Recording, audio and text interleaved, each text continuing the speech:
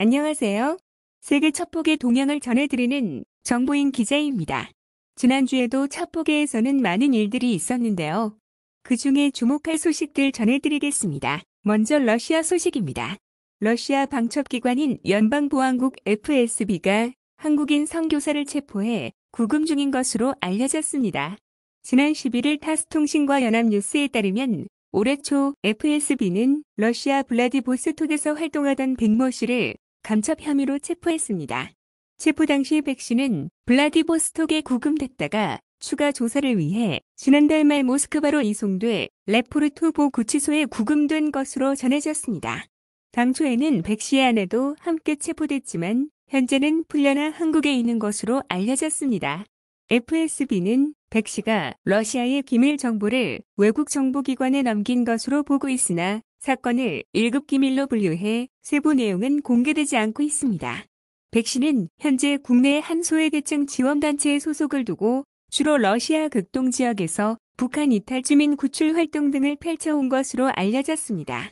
FSB는 백 씨의 체포 사실을 줄곧 공개하지 않다가 지난 2월 말 한국 외교부에 문서로 통보했고 외교부는 인지 시점부터 영사 조력을 다하고 있다고 밝혔으나 윤석열 정부 들어 악화된 한국과 러시아와의 관계가 걸림돌이라는 지적입니다.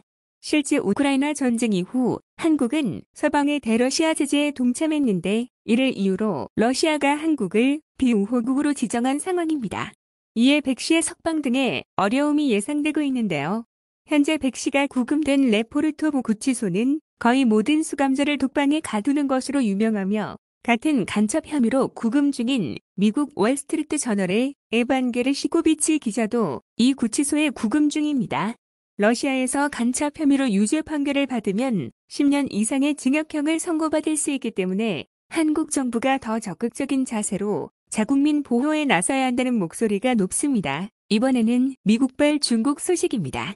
중국이 미국에 대한 직접적 경쟁자로 능력을 확보하고 있고 대만 문제가 미중의 중대 갈등 지점이라는 미국 정보당국의 분석이 나왔습니다.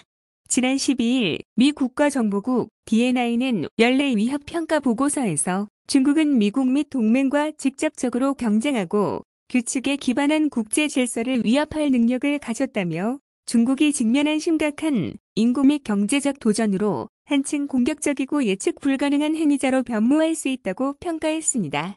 그러면서 중국은 미국의 영향력을 약화하고 미국과 동맹 사이의 균열을 야기하고 자신들에게 유리하도록 국제 규범을 바꾸려 시도할 것이라며 무엇보다 중국은 대만과의 통일을 압박할 것인데 이는 미국과 중요한 마찰점이 될 것이라고 전망했습니다. 특히 DNI는 2024년 대만 총통 선거 이후 중국은 장기적 양안 통합을 위해 대만에 대한 경제 및 군사적 압박을 이어갈 것이라며 대만은 미중의 중요한 갈등 지점이며 중국은 대만에 대한 미국의 지원 증가에 대응해 한층 강력한 수단을 사용할 것이라고 예상했습니다.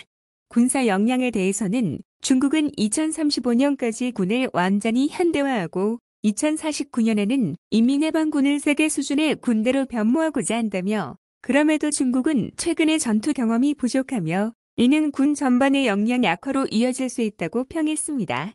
미국 사회에서의 영향력 확대와 관련해서는 중국이 생성형 인공지능 등을 이용해 한층 정교한 수준의 영향력 행사를 시도하고 있다며 중국 선정기관이 운영하는 틱톡 계정이 2022년 미국 중간선거에서 양당 후보를 표적으로 삼았다는 보도가 있다고 기술하는 등 중국에 대한 강한 위기의식을 드러냈습니다. 다음은 스위스 소식입니다.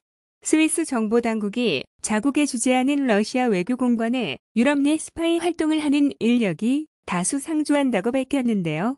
지난 12일 스위스 연방정보국 FIS 대변인은 현재 안보를 위협하는 국내 스파이 활동은 러시아 정보기관이 주로 한다고 말했습니다. 그러면서 2년 전 우크라이나 전쟁 발발 이후 스위스에 주재하는 러시아 외교관 수는 218명으로 큰 변동 없이 유지되고 있다면서도 이들 중 최소 3분의 1은 러시아 정보기관 소속으로 추정한다고 부연했습니다. 이들은 독일과 러시아 간 갈등을 불러온 이른바 타우러스 대화 도청 사건을 계기로 스위스 내 스파이 활동을 점검한 결과 러시아가 사이버 공간뿐 아니라 휴민트를 동원해 정보를 수집하는 것으로 파악했다고 설명했습니다. 중립국인 스위스 내 러시아 외교공관이 유럽 전반의 정보 활동을 통제한다는 증언도 나왔는데요. 이에 대해 한 전직 러시아 외교관은 제네바는 러시아 정보기관의 중요한 허브 중 하나라면서 스파이 업무를 하는 많은 비밀 요원이 스위스로 파견된다고 말했습니다. 오늘 전해드릴 소식은 여기까지고요. 다음 시간에 더 유익한 소식으로 만나 뵙겠습니다. 소식이 유익하셨다면 좋아요, 댓글, 구독 부탁드립니다. 그리고 흥미진진한 첩보의 세계가 궁금하시다면 국내 최고 첩보사 연구가인 박상민 기자가 집필한 세기의 스파이와 세기의 첩보전을 통해 확인하시기 바랍니다. 감사합니다.